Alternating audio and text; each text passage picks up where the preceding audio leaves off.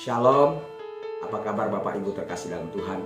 Pastilah kabarnya Bapak Ibu adalah damai sejahtera dan kabarnya baik-baik saja. Itu merupakan doa dan harapan saya. Pagi hari ini saudaraku terkasih, saya rindu menyampaikan firman Allah tentang Yesus memanggil murid-murid.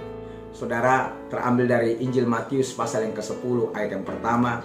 Yesus memanggil ke-12 muridnya dan memberi kuasa kepada mereka untuk mengusir roh-roh jahat dan untuk melenyapkan segala penyakit dan segala kelemahan.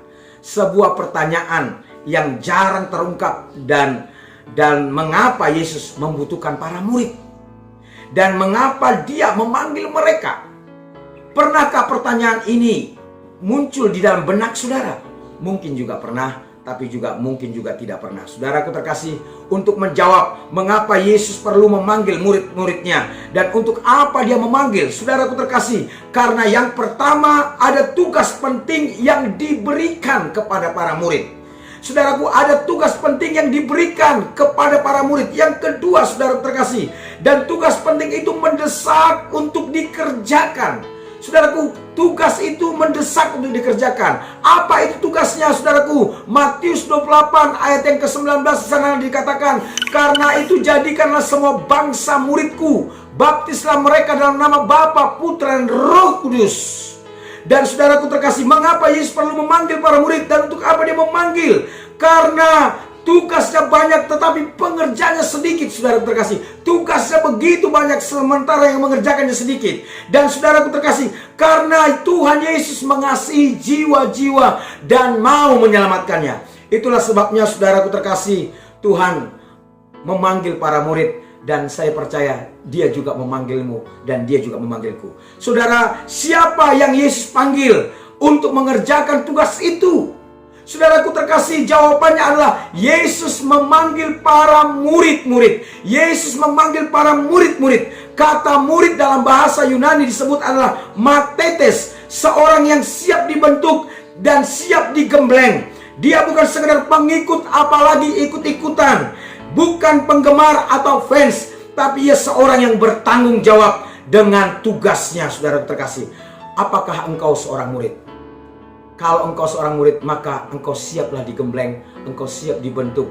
Engkau bukan sekedar ikut-ikutan, engkau bukan sekedar penggemar, engkau bukan sekedar fans, tapi saudara terkasih, engkau pribadi yang bertanggung jawab atas tugas. Itulah kualitas seorang murid, saudara terkasih.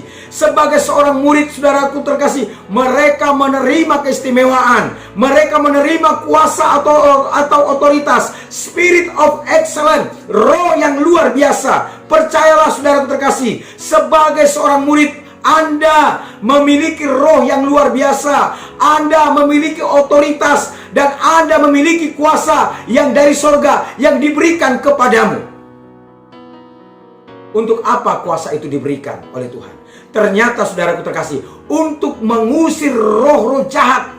Untuk mengusir roh jahat. Ingat saudaraku terkasih, peperangan kita bukan melawan darah dan daging, saudaraku terkasih, tapi melawan pemerintah-pemerintah, tapi melawan penguasa-penguasa, melawan penghulu-penghulu di udara, dan melawan roh-roh jahat di udara.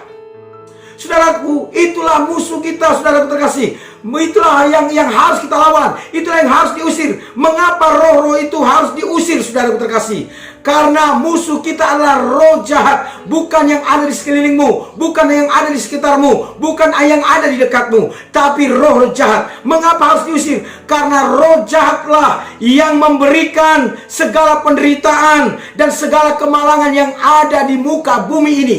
Saudaraku terkasih, sumber penderitaan bukan yang lain, tapi dari roh jahat. Untuk apa diberikan kuasa itu, saudaraku terkasih?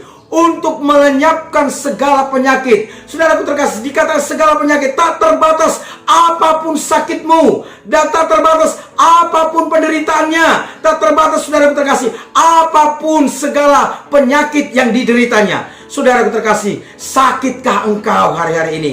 Menderitakah engkau, saudaraku terkasih? Apa penderitaanmu? Dan apa penyakitmu? Dan saya mau katakan, di dalam nama Tuhan Yesus, di dalam nama Tuhan Yesus, maka sembuhlah engkau, maka pulihlah engkau, maka engkau sudah dimerdekakan, engkau sudah dibebaskan dalam nama Tuhan Yesus. Untuk apa kuasa itu lagi diberikan? Ternyata Tuhan, saudaraku terkasih, kuasa itu diberikan untuk melenyapkan segala kelemahan. Semua hal yang menggerogoti kesehatanmu, semua hal yang menggerogoti kelemahan fisikmu, dan semua hal yang membuatmu tak berdaya, saudaraku terkasih, membuatmu tidak berdaya, maka segala penyakit itu telah dilenyapkan di dalam nama Tuhan Yesus. Dan Tuhan sudah memberikan kuasa, otoritas itu kepadamu untuk melenyapkan segala kelemahanmu, segala penyakitmu, segala apapun yang kau alami, yang kau derita, maka Tuhan sudah melenyapkannya bagimu. Saudaraku terkasih, saya tidak perpanjang kebenaran firman Allah, tapi pagi hari ini saya mau katakan, engkau dipanggil Tuhan untuk menjadi muridnya. Engkau dipanggil Tuhan untuk menjadi pionir-pionirnya Tuhan. Tuhan memanggilmu untuk menjadi abdinya. Saudaraku terkasih, demikianlah kebenaran firman Allah di pagi hari ini. Dan saya mau katakan, jangan takut, jangan bimbang, jangan khawatir. Tetaplah percaya, Tuhan Yesus memberkati. Dan sampai ketemu kembali.